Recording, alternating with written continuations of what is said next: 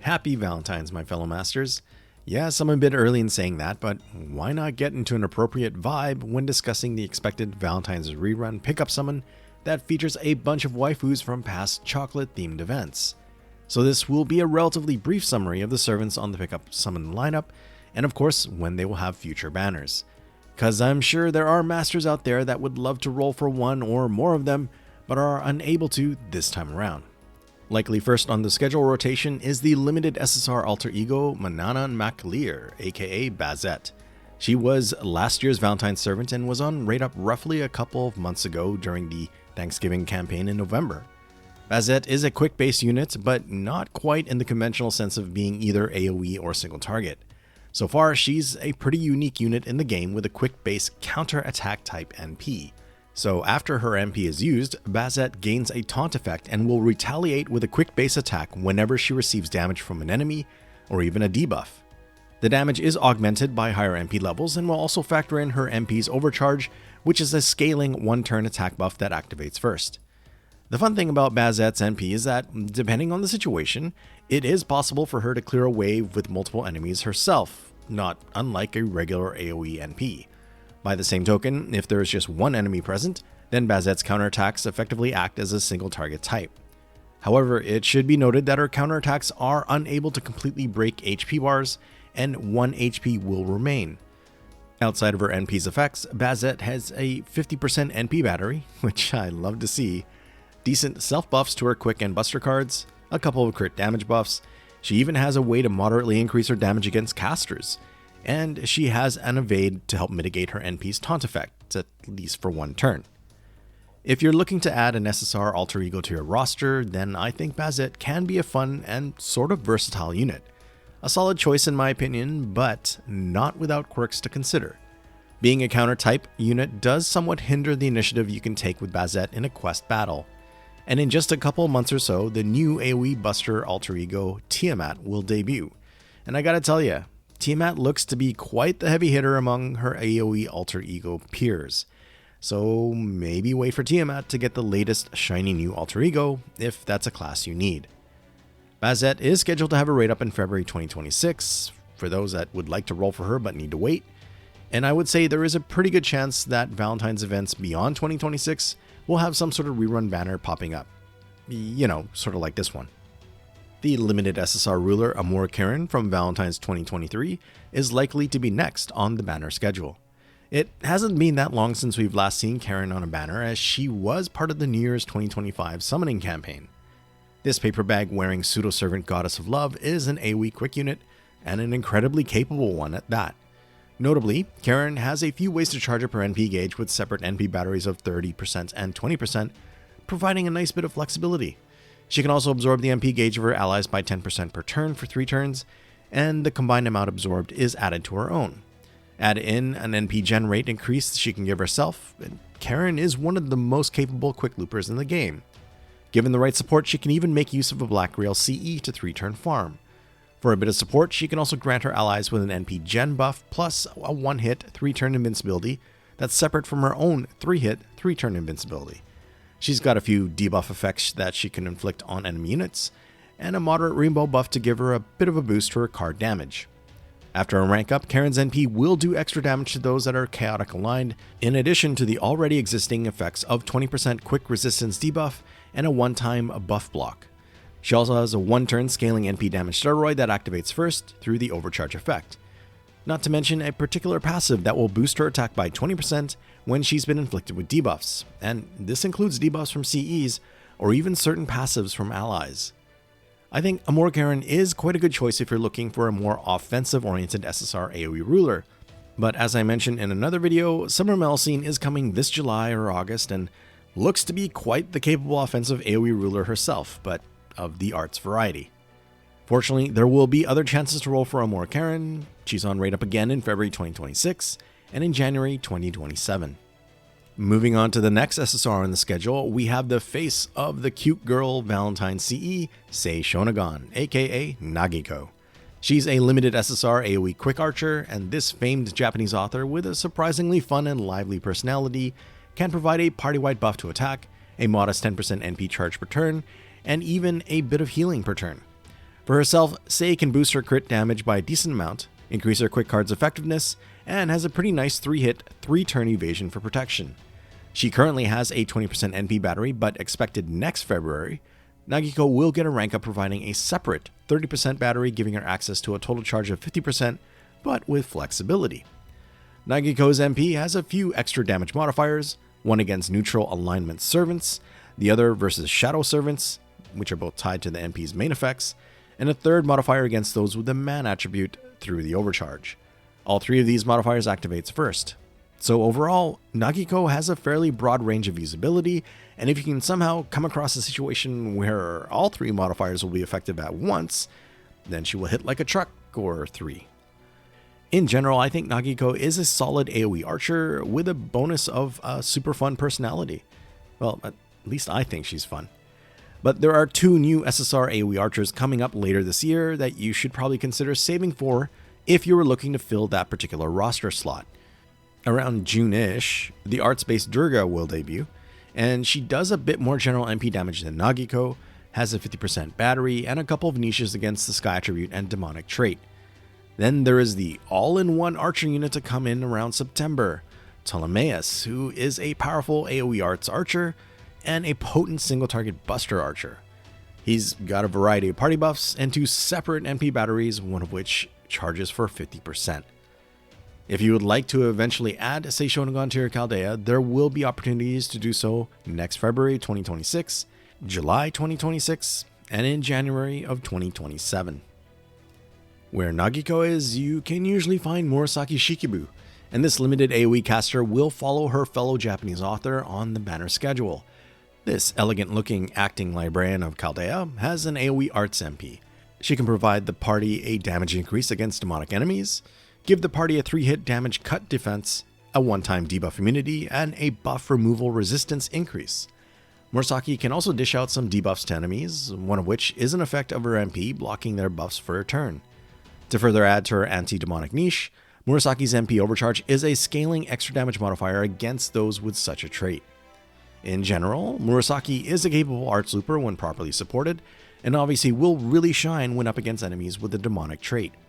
Next February, she will get a rank up that adds a couple power mod buffs to her kit, and they're both party-wide moderate increased damage against chaotic and or good aligned enemies, which will improve her overall utility and range of use. Though it should be said, outside of her current anti-demonic niche, her overall MP damage can be lacking at MP1.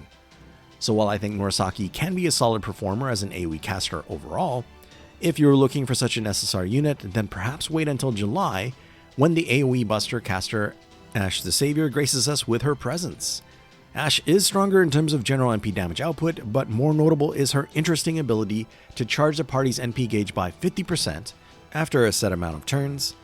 Ashe has other party buffs too, plus a separate 50% NP battery for herself, providing ample looping potential.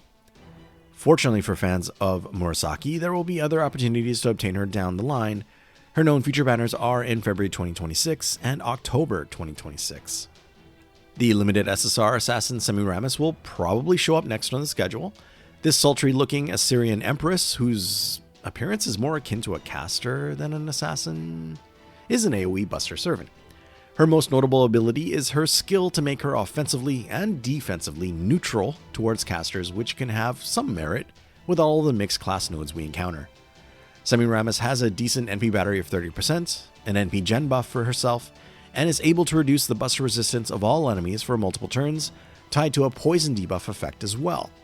Though that particular skill requires expending 8 crit stars to activate, a demerit that's a little inconvenient. And to help land those debuffs, Semiramis has a significant 1-turn debuff resistance she can inflict on all enemies. After a rank up, her NP's effects provide some party buffs, a 3-turn 20% defense increase, and a 1-turn debuff removal resistance. Then to help with boosting her NP output, the overcharge is a first activating NP damage buff that scales with the OC stage. Unfortunately, even with this, Semiramis' general NP damage is very lacking. It does improve when her debuff to buster resistance is factored in, but that's something that cannot be applied every wave, and there are plenty of boss enemies out there with a permanent debuff immunity gimmick. Now, if you already have Coin Sky of Light, then you are pretty well covered for the SSR AoE Assassin slot. But if you're still looking for an AoE Assassin, I think there are much better options coming up in the next few months. Around Mayish, the brand new permanent Kashin Koji will be available, and she will take top spot for general NP damage among AoE Assassins. But my pick would be Tezcatlipoca, who will come back during the summer event around July or August, and is powerful in his own right, capable of some cool multi-core teams like a double Tezcatlipoca comp, something I neglected to mention in my recent overview of him. I really feel Semiramis could benefit from a buff or two to make her more appealing among the various AoE assassin options available. That said, she's still waifu material for me, and if you feel the same, then not to worry, she will have another banner in February 2026, and I suspect she will probably have more appearances during Valentine's events beyond 2026. The penultimate servant expected on the schedule rotation is the limited SSR Berserker, Mysterious Heroine X Alter, or more affectionately known as Etchan. This sweets-devouring Sith Lord of a Saberface is a single-target quick unit, and after completing her interlude and 2 rank-ups, Etchan is a very potent attacker, being second from the top among ST Berserkers just behind Kentoki. She has an immediate HP recovery and HP heal per turn to kind of offset her Berserker squishiness. She can also supply herself with a good amount of stars, give herself a moderate one-time crit buff to each type of face card, reduce the star absorber of her allies to hopefully focus those stars for her own use, and buff the party's attack. Etchan's MP has an effect that boosts her damage against enemies with the good alignment, activating first, and the overcharge is a first activating extra damage buff against Saber class enemies that will obviously scale with OC level. In practice, Etchan does incredible amounts of general MP damage versus Sabers, and is low-key one of the strongest ST units against Saber servants when not factoring any extra trait bonuses and the like. Her biggest downside, in my opinion, is her lack of a hard defense option and lack of an NP battery. And her not having even a 20% NP charge can sometimes prevent her from quickly dishing out back-to-back NPs, depending on the supports available. For a long time, she has been my main ST Berserker, since I absolutely adore her. But I'm afraid a new single-target Berserker is coming in the summer that will probably change that. It's another Saberface, Summer Castoria. While Summer Castoria's general NP damage is considerably less than Etchan's, she has 3 damage modifiers, a more focused crit damage buff, and a 50% battery, plus a 20% targetable charge. So I would say wait for Summer Castoria if you're looking for an SSR single-target Berserker. But Etchan is cute and has the whole Sith thing going for her. So if you want to eventually add her to your Chaldea, then you can maybe try for her in February 2026 or in October 2026. Last to go on right up on this pickup summon banner is the limited SSR Saber Nero Claudius Bride. This 5-star Saber version of Nero fully embraces the waifu status and is a single target arts unit. All of her skills are targetable, giving her a way to act either as a fairly strong ST Saber or a pretty good support unit as well. Umu Bride's first rank up gives her a 30% NP charge that also provides a significant NP generation buff. She has a potent attack buff that will also boost the crit star generation of the target, and Umu Bride can even do some decent healing that increases defense. Plus, after a rank up, it grants the target a moderate damage buff against the Sky attribute for 3 turns. Following an NP interlude, not only is her single target damage increased, but one of the overcharge effects, namely a 5-turn burn debuff, becomes stronger. And there is, of course, the other 2 debuff OC effects of a scaling reduction to an enemy's defense and crit chance, all lasting for an abnormally long 5 turns.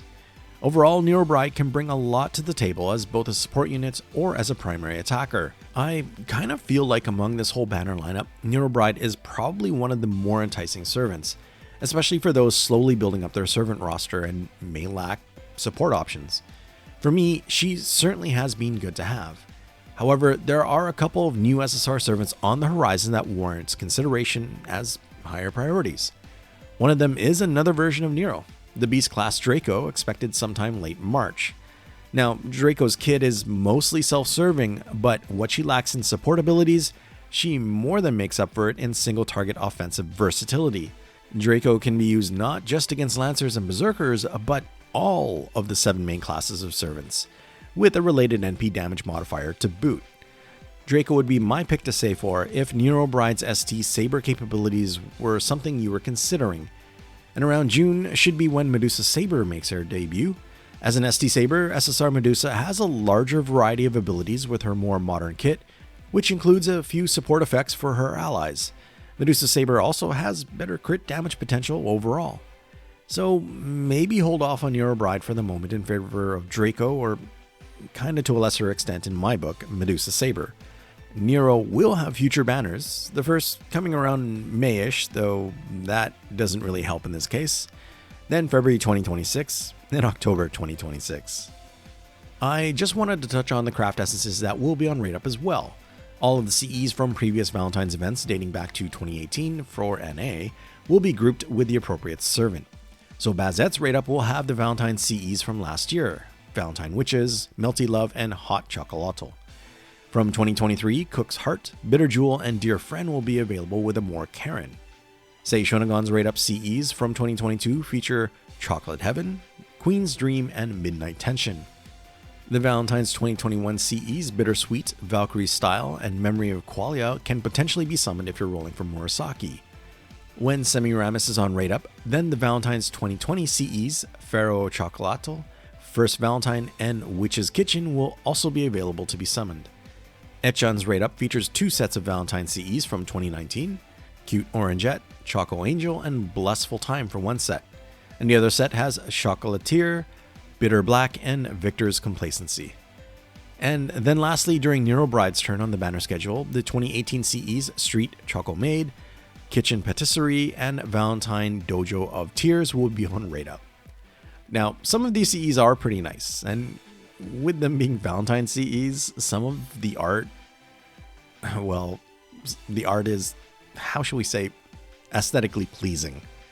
But for those avid CE collectors out there, please keep in mind they will be on Rate Up once again in February 2026, and that would include the CEs from Johanna's Valentine's event. And that's it for this Pickup Summon overview of the Valentine's rerun banner. I hope this was helpful in some way or another. I would really appreciate it if you could leave a like if it was, or if it was simply enjoyable, even to a small degree. Is there a servant on this lineup that you really want, and will you be rolling for them? Please let me know in the comments. Fortunately for me, the gacha has blessed me with all of these Valentine's waifus, so my SQ savings is safe for the moment. At any rate, you have my sincere thanks for watching, and until the next one, cheers!